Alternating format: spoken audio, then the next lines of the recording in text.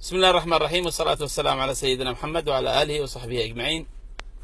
أسعد الله مساءكم بكل خير أحبتي وأخوتي داخل الوطن وخارجه. أنا لدي بعض الرسائل البسيطة اليوم أتمنى أن يتفاعل حولها الجميع. قضيتنا الرئيسية والمحورية قضية أبنائنا المغتربين وآبائنا وأخواننا في السجون السعودية. المغترب اليمني يا أخوان اليوم يعاني بشكل غير عادي، ولذلك أنا أتمنى من كل اليمنيين أن يخوضوا في هذا الأمر، يعني وأن نقف مع أبنائنا المغتربين. هناك من أبنائنا المغتربين يزقوا بهم في السجون في السعودية، يعني هناك غرامات، هناك سعودة لكثير من الوظائف، هناك أشياء كثيرة. نحن لا نود أن نتدخل في قوانين أشقائنا في السعودية أو في الخليج بما يخص معاناة المغتربين، ولكن المغترب اليوم يعاني من السعودة، يعاني من الغرامات، يعاني من الكثير من الأمور. للأسف الشديد الحكومة غير قادرة أن تقدم شيء، في ظل أن الحكومة الآن في حرب. الحكومة تواجه مشروع إيران، تواجه مشروع الحوثي، ولكن مع كل ذلك حاولت الحكومة التواصل مع الأشقاء في السعودية، لكن دون جدوى في هذا الأمر.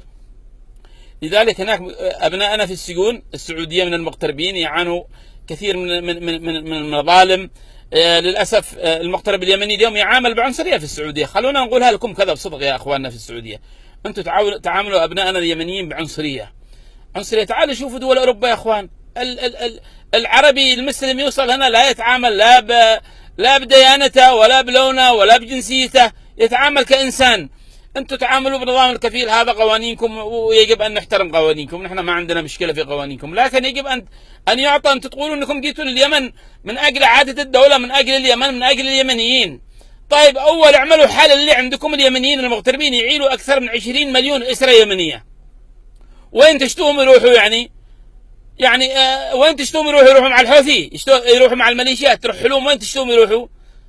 خلونا نكون فاهمين ايش اللي يدور داخل البلد. ايش تشتوا من المغتربين؟ يعني يرجعوا يقاتلوا مع الميليشيات الحوثية. في 2011 اكثر من 150 الف مغترب عاد لليمن، واكثر من 40 الف راحوا مع الميليشيات الحوثية يقاتلوا اليوم جراء هذه القوانين. نحن لا نريد شيء، نريد ان المغترب اليمني ان يعامل يعني ان وضع بلده في حرب. انتم جئتوا في حرب 3 سنوات، تخوضوا حرب في اليمن مع الميليشيات الحوثية كما تزعمون. يعني اعطوا اليمنيين اولوية عندكم، اعطوهم استثناء. لا يصلح هذا، لا يصلح يا اشقائنا في السعودية وفي الخليج. لماذا يعامل اليمني بعنصرية؟ اذا كان وزير سفير ما يقدر يدخل دولة من دول الخليج الا بتأشيرة وطابور، وانتم تقولوا انكم جيتوا من اجل اليمن. خلونا يا اخوان من هذه الاسطوانة المشروخة، اثبتوا جديتكم مصداقيتكم مع اليمنيين. اليمنيين يعانوا. وين اخواننا في قطر؟ ليش ما يفتحوا لليمنيين المغتربين الآن النازحين من السعودية؟ ولا بس بتمكنونا اهدار وكذب؟ يعني تدعموا الميليشيات الحوثية بقناة الجزيرة وإلى آخره.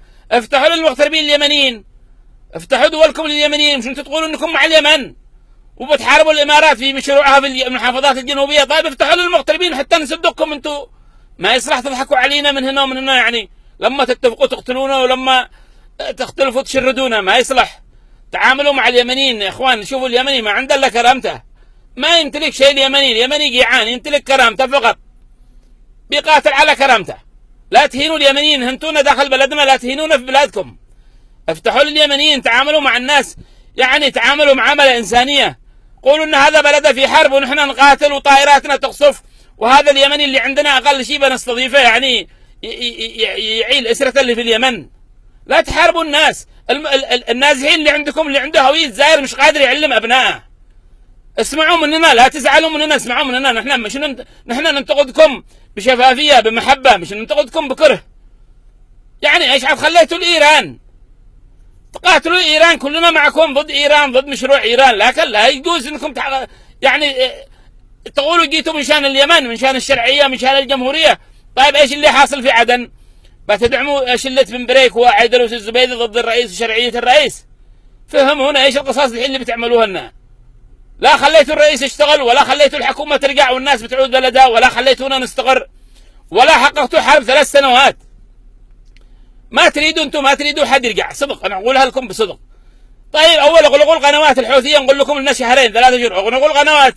انتم قادرين تبندوا العالم كله، مش قادرين تبندوا قنوات الميليشيات الحوثية يا اخواننا. ما يصلح، والله ما يصلح هذا اللي تعاملوا اليمنيين فيه. والله ما يصلح، والله ما يصلح. احنا نعاتبكم عن حب، نعتبركم اشقاء كبار لنا في السعودية، لكن لا تهينوا اليمنيين، لا تهينونا داخل بلدنا وخارج بلدنا. الطيران اقصف الحروف في كل مكان. قلتوا جيتوا من شاننا وقلنا من شانكم وصدقنا وقلنا معاكم، لكن في الاخير بتطلع الظاهر كذبه يعني، زي قصه النووي حق العراق، في الاخير طلعت كذبه وراحت لايران. الحين الميليشيات الظاهر بتطلع بتروح لايران. اليمن عاصمه اليمن ساقطه مع الميليشيات، يجب ان نقف جميعا. وين 3 سنين عندكم جيوش بتدخل تقتحم العالم كله. خلاص قلنا بنسكت بنقمض لما نشوف نهايه الصدق هذا يعني.